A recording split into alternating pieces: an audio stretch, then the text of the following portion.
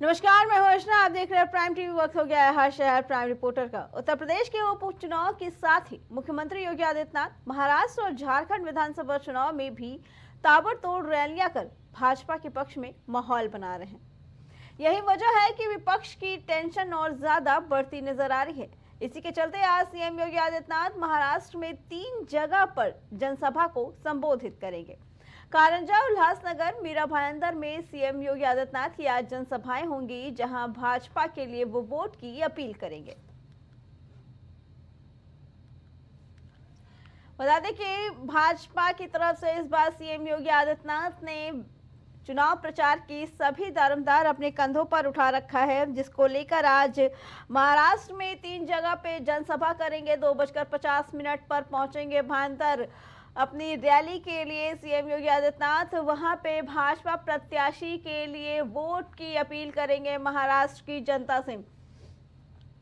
आपको बता दें कि 3 जगहों पर आज सीएम योगी आदित्यनाथ की रैलियां रहेंगी। कारंजा, उल्लासनगर और मीरा भाईंदर में 11 बजे कारंजा विधानसभा में रैली को संबोधित करेंगे सीएम योगी आदित्यनाथ, और वहीं 2:50 पे उल्लासनगर में जनसभा करेंगे सीएम योगी आदित्यनाथ और भाजपा के प्रत्याशियों के लिए महाराष्ट्र की जनता से वोट की अपील करेंगे। बता दें, इस बार सीएम योगी आदित्यनाथ का जादू उत्तर प्रदेश के साथ साथ हरियाणा में चला, जिसे अब भुनाने के लिए भाजपा ने अब उन्हें झारखंड और महाराष्ट्र की बागडोर भी दे रखी है कि इस बार के महाराष्ट्र और झारखंड के चुनाव प्रचार का सारा बागडोर सीएम योगी आदित्यनाथ के कंधों पर है। और रोज सीएम योगी रैलियां कर रहे हैं, जनसभाएं कर रहे हैं, जनता को संबोधित कर रहे हैं, भाजपा के लिए अपने प्रत्याशियों की वोट के लिए अपील कर रहे हैं, और कहीं ना कहीं सीएम योगी आदित्यनाथ का जादू चलता हुआ नजर भी आ रहा है। इसी पे आगे जानकारी देने के लिए हमारे साथ हमारे संवाददाता राजेश जुड़ चुके हैं।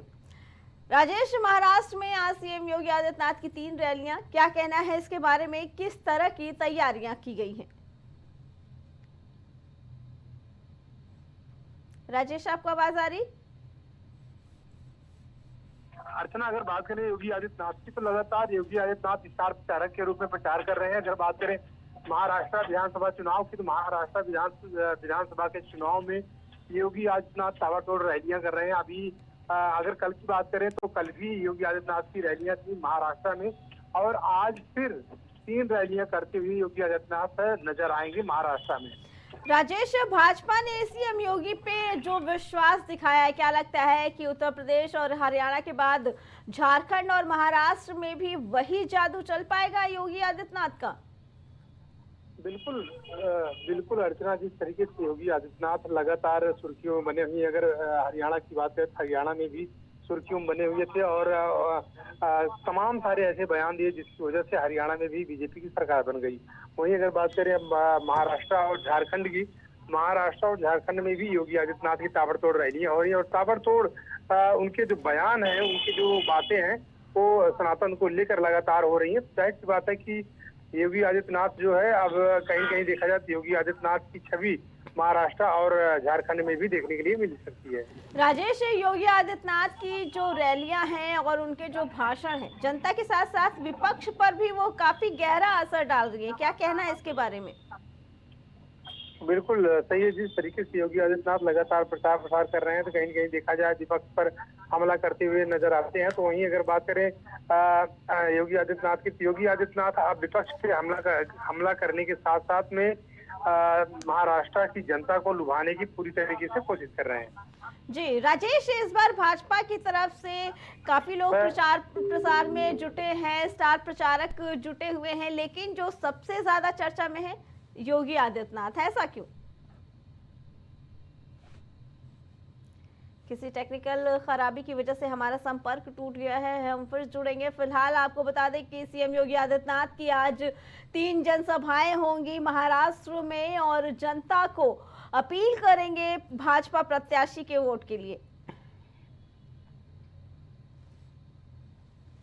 बता दें कि आज सीएम योगी आदित्यनाथ की महाराष्ट्र में 3 रैलियां हैं। जैसा कि आपको बता दें कि भाजपा के स्टार प्रचारकों की एक लंबी लिस्ट है जो भाजपा प्रत्याशी के लिए बराबर रैली कर रहे हैं, लेकिन जो सबसे ज्यादा चर्चा में है वो है सीएम योगी आदित्यनाथ, क्योंकि सीएम योगी आदित्यनाथ के भाषणों का जो असर विपक्ष पे पूरा पड़ रहा है, क्योंकि कहीं ना कहीं उन्होंने जो एक नारा दिया था झारखंड चुनाव के दौरान की अगर बटेंगे तो कटेंगे, ये नारा उन्होंने दिया था बांग्लादेश में हुई हिंसा को लेकर, लेकिन उसका असर विपक्ष पे बहुत गहरा पड़ा, क्योंकि सीएम योगी आदित्यनाथ के इस नारे को लेकर उनके इर्द गिर्द के घूमते हुए ही विपक्ष रोज एक नया नारा लेकर आता है। लेकिन कहीं ना कहीं अगर देखा जाए तो इस बार के उपचुनाव की पूरी कमान सीएम योगी आदित्यनाथ के कंधों पर भाजपा ने कर रखी है और इसका असर भी देखने को मिल रहा है। जिस तरीके से जनसभाओं के दौरान लोगों की भीड़ इकट्ठा होती है, पूरा जन समर्थन मिल रहा है योगी आदित्यनाथ का जनता को, उसी तरीके से ये देखने में लग रहा है कि इस बार के सीएम योगी आदित्यनाथ के जो भाषणों का असर है वो कहीं ना कहीं जनता पर तो दिख ही रहा है, जनता के साथ साथ विपक्ष के नेताओं पर भी सीएम योगी के भाषणों से काफी खलबली मची हुई है, क्योंकि उनका नारा कटोगे तो बटोगे तो कटोगे का असर काफी देखने को मिल रहा है। इस बीच गोंडा से एक बड़ी खबर आ रही है। आपको बता दें कि गोंडा में तेज रफ्तार का कहर देखने को मिला है। गोंडा में तेज रफ्तार का कहर दिखा, जिसकी वजह से अनियंत्रित होकर डबल डेकर बस पलट गई। एक डबल डेकर बस पलट गई है। गोंडा में बस सवार कई यात्री घायल हो गए, जिस वजह से इस दुर्घटना की वजह से मौके पर अफरा तफरी मच गई। तो वहीं दिल्ली से गोंडा आ रही थी प्राइवेट डबल डेकर बस, जिसके साथ ये दुर्घटना हुई।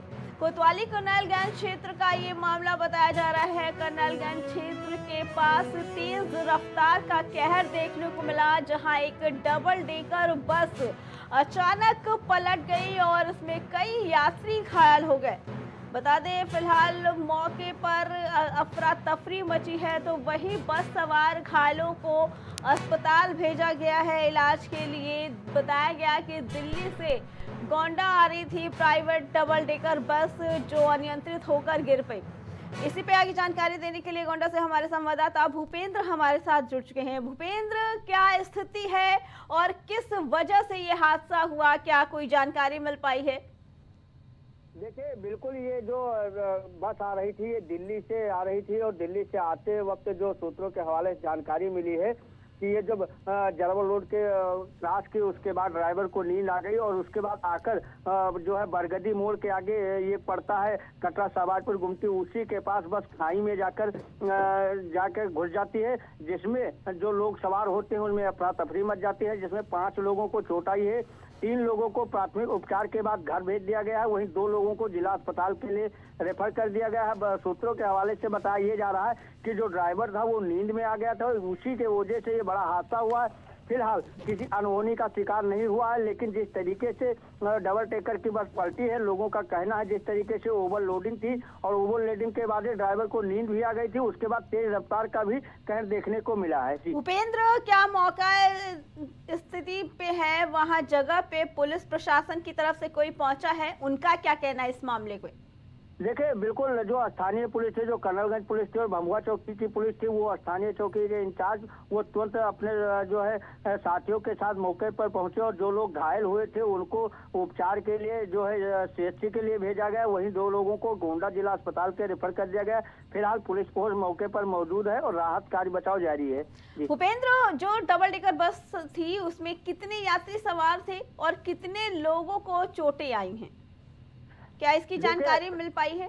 देखिए, बिल्कुल जो हल्की फुल्की चोटें तो कई लोगों को आई है, लेकिन जो चोटें आई थी वो 5 लोग सीएचसी लाए गए थे, जिनमें 3 लोगों को प्राथमिक उपचार के लिए करने के बाद घर भेज दिया गया। वहीं जो 2 लोग गंभीर चोटें आई हैं उनको जिला अस्पताल के रेफर कर दिया। बताया जा रहा है कि 1 लोगों को पैर में ज्यादा चोट है और 1 लोगों को सिर पर ज्यादा चोट है। उनको प्राथमिक उपचार करने के बाद कर्नलगंज से उनको जिला अस्पताल के लिए भेज दिया गया है।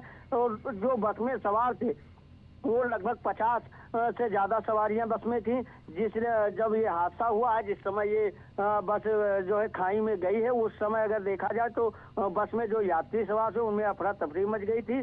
और जिस तरीके से श्री राम ट्रेवल्स के नाम से ये बस थी और लोगों का जिस तरीके से कहना है कि बस की ओवर स्पीड थी और ड्राइवर नींद में था, उसके चलते ये हादसा हुआ है। जी भूपेंद्र, अभी फिलहाल क्या स्थिति बनी हुई है वहां पे, या क्या अभी किसी बड़े अधिकारी का इस मामले में कोई बयान आया है? देखिए, अभी उच्च अधिकारियों का कोई बयान सामने नहीं आया है और जो है पुलिस फोर्स है वो मौके पर मौजूद है। मौके पर क्रेन की व्यवस्था कराई गई है, बस को खाई से बाहर निकाला जा रहा है और जो लोग घायल हुए थे उनको उचित उपचार करने के बाद जो हल्की मामूली चोटें थे उनको घर के लिए भिजवाया गया है। जो 2 लोग गंभीर थे उनको जिला अस्पताल के लिए रेफर कर दिया गया है। भूपेंद्र, जो यात्री सुरक्षित बचे हैं, क्या उनसे बातचीत हो पाई है आपकी? क्या उनका क्या कहना है इस मामले में?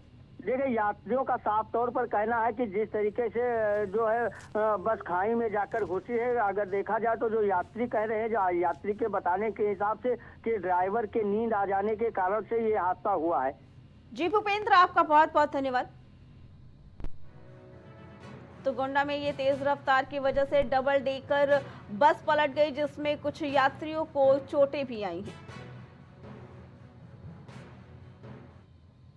तो वहीं दिल्ली एनसीआर के आसमान में आज सुबह से धुंध की चादर छाई हुई है। इसी के साथ लोगों को ठंड का भी एहसास हो रहा है। नवंबर महीने में सुबह सुबह आसमान में कोहरे जैसी सफेद चादर देखकर लोग हैरान हैं। हालांकि ये कोहरा नहीं, प्रदूषण की धुंध है, जिसने दिल्ली नोएडा के आसमान को कवर कर लिया है। केंद्रीय प्रदूषण नियंत्रण बोर्ड के अनुसार दिल्ली में सुबह के समय धुंध की चादर छाई है और वो शहर में वायु गुणवत्ता बहुत खराब श्रेणी में बनी हुई है।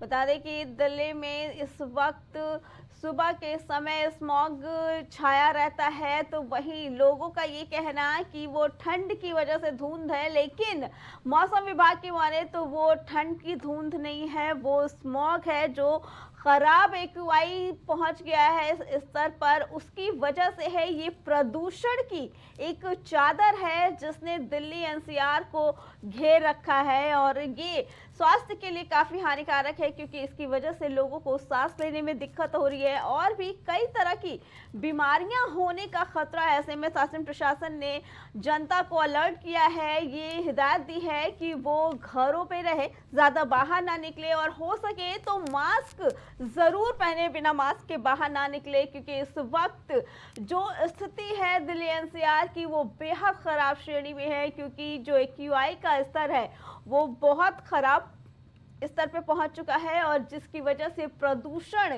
की वजह से पूरी दिल्ली एनसीआर को एक फॉग ने घेर रखा है, जो प्रदूषण की एक परत है। यूपी लोक सेवा आयोग के खिलाफ प्रतियोगी छात्रों का आंदोलन आज भी जारी है। आज आंदोलन का तीसरा दिन है। छात्रों ने आंदोलन के दूसरे दिन मंगलवार की हजारों की संख्या में अभ्यर्थी आयोग के दफ्तर के बाहर सड़कों पर डटे रहे। दूसरी रात को अभ्यर्थियों ने मोमबत्ती जलाकर अपना विरोध प्रकट किया।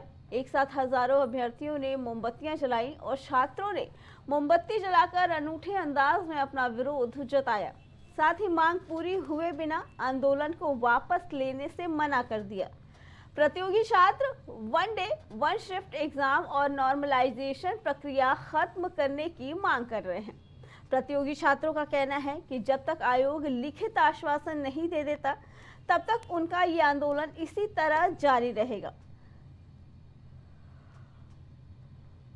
प्रयागराज में हजारों छात्रों ने एक साथ प्रदर्शन किया। उनकी मांगे हैं, एक तो नॉर्मलाइजेशन की प्रक्रिया खत्म करने का, दूसरा 1 डे 1 शिफ्ट एग्जाम का। उनका कहना है कि एग्जाम एक ही दिन में और एक ही पाली में हो और जब तक ये मांग पूरी नहीं होगी तब तक ये इसी तरीके से छात्र प्रदर्शन करते रहेंगे। हालांकि छात्रों का कहना है कि वो प्रदर्शन शांतिपूर्ण करेंगे, किसी तरह का कोई विद्रोह नहीं होगा इस प्रदर्शन में।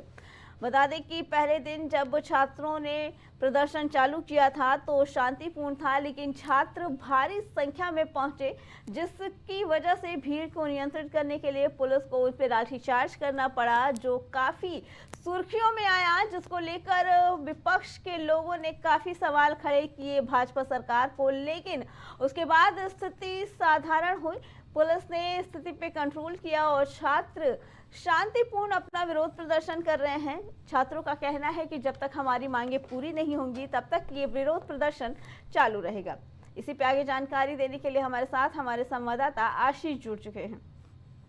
आशीष, छात्र प्रदर्शन कर रहे हैं, वहां की पल पल की अपडेट आपने हमारे दर्शकों को दिखाई।